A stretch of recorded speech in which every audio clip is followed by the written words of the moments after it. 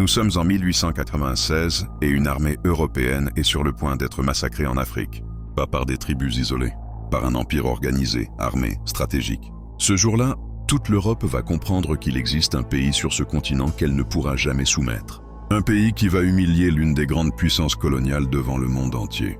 Ce pays, c'est l'Éthiopie. Et son secret? Un empereur visionnaire qui a transformé un piège en victoire historique. Fin du 19e siècle, l'Afrique est dépecée. La conférence de Berlin de 1885 a partagé le continent comme un gâteau entre les puissances européennes. En quelques années, presque tout tombe. Le Congo devient propriété du roi des Belges. La France s'empare de l'Ouest. Le Royaume-Uni contrôle l'Est et le Sud. Mais il y a une exception. Un empire millénaire, chrétien, situé sur les hauts plateaux d'Afrique de l'Est. L'Éthiopie. À cette époque, l'Éthiopie n'est pas un petit royaume fragile. C'est un empire avec plus de 2000 ans d'histoire. Une église chrétienne orthodoxe depuis le IVe siècle. Et une fierté nationale inébranlable. Mais surtout, elle a un atout majeur. Ménélik II, un empereur qui comprend parfaitement le jeu mortel qui se joue autour de lui. Ménélik monte sur le trône en 1889. Il sait que les Européens avancent. Il sait que la technologie militaire traditionnelle ne suffira pas. Alors il fait quelque chose de génial. Il joue les Européens les uns contre les autres. Il achète des fusils à la France, des canons à la Russie, des munitions aux Britanniques. Il transforme son armée féodale en force moderne, équipée comme une armée européenne, mais commandée par des généraux éthiopiens qui connaissent le terrain comme leur poche. L'Italie observe, elle veut sa part du festin colonial. En 1889, les Italiens proposent un traité, le traité de Wuchale. Sur le papier, c'est un accord d'amitié. Ménélik signe. Tout semble parfait. Mais il y a un problème énorme. Le traité existe en deux versions, une en italien, une en amharique. Et elles ne disent pas la même chose. Dans la version italienne, l'article 17 dit que l'Éthiopie doit passer par l'Italie pour toutes ses relations internationales. L'Éthiopie devient un protectorat italien. Dans la version amharique, le même article dit que l'Éthiopie peut demander l'aide de l'Italie si elle le souhaite. La différence entre obligation et option, entre colonie et souveraineté. Quand Ménélik découvre la supercherie, il est furieux. Il dénonce le traité en 1893. Mais l'Italie refuse de reculer. Elle envoie des troupes. Elle occupe des territoires au nord. Elle provoque. Elle attend que Ménélik plie. Mais Ménélik ne plie pas. Il envoie un message à tous les chefs régionaux, à tous les seigneurs de guerre, à toutes les ethnies de l'Empire. L'ennemi est à nos portes.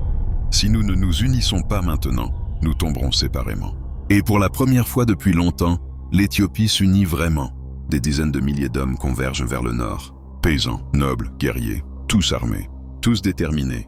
Les Italiens sont confiants. Leur général, Oreste Baratieri, commande environ 17 000 soldats.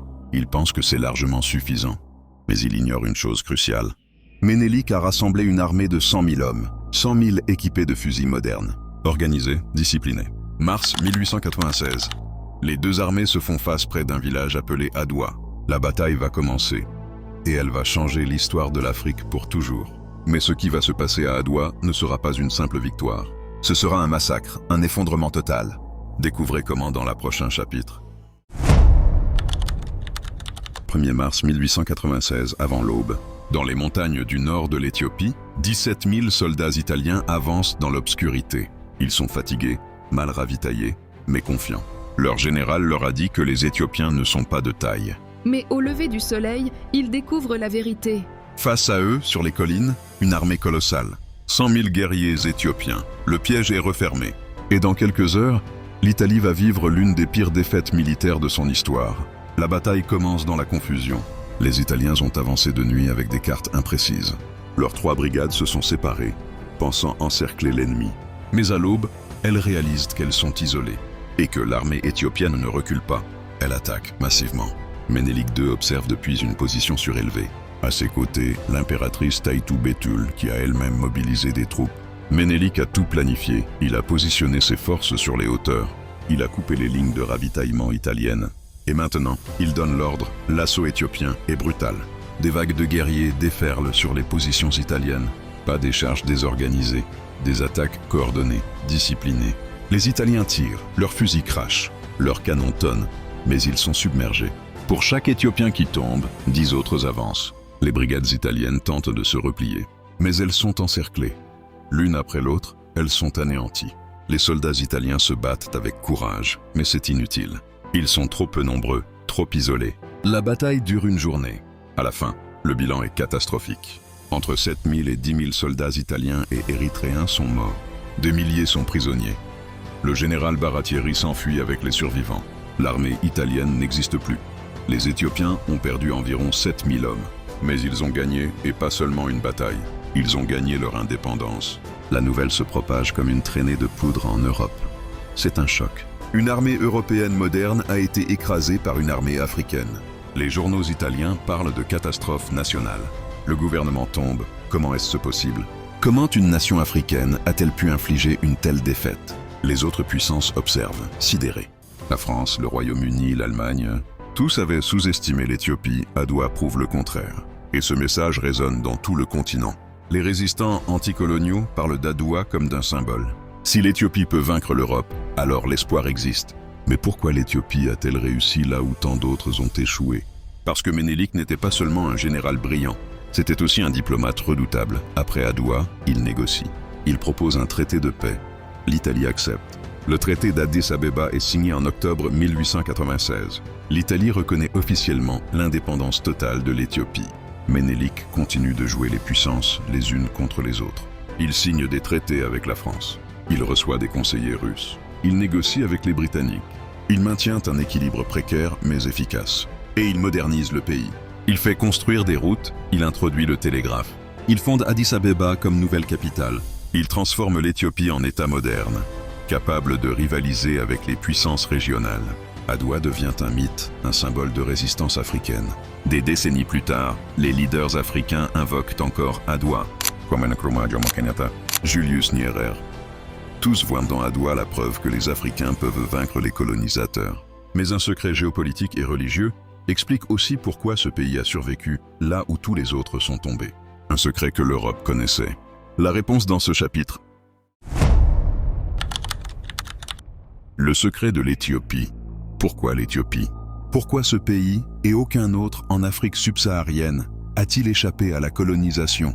Adwa explique la victoire militaire. La diplomatie de Ménélik explique la reconnaissance. Mais il y a un autre facteur. Un facteur que les Européens ne pouvaient ignorer. L'Éthiopie était un empire chrétien, et pas n'importe lequel. L'un des plus anciens du monde, 4 siècles après Jésus-Christ. Pendant que l'Europe romaine se convertit au christianisme, un royaume africain fait de même. Le royaume d'Aksum, ancêtre de l'Éthiopie, adopte le christianisme comme religion d'État. C'est l'une des premières nations au monde à le faire. Des siècles avant la France, avant l'Angleterre, l'Éthiopie développe sa propre église, l'église orthodoxe éthiopienne, avec ses propres rites, sa langue liturgique, le guèze, et ses traditions uniques. Ce christianisme ancien donne à l'Éthiopie un statut particulier. Au Moyen-Âge, les légendes européennes parlent du royaume du prêtre Jean, un mystérieux empire chrétien situé quelque part en Orient. Beaucoup pensent qu'il s'agit de l'Éthiopie. Des émissaires éthiopiens visitent l'Europe. Des papes envoient des lettres. L'Éthiopie n'est pas vue comme un pays païen à civiliser. Elle est vue comme une nation chrétienne, un allié potentiel. Au XIXe siècle, ce statut protège encore partiellement l'Éthiopie. Les puissances européennes hésitent à attaquer un empire chrétien. Ménélik exploite brillamment cette perception. Il correspond avec les souverains européens.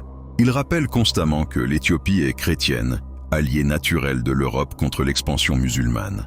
Il joue sur les peurs, les symboles, l'histoire commune. Mais le christianisme seul n'aurait pas suffi. D'autres royaumes chrétiens sont tombés.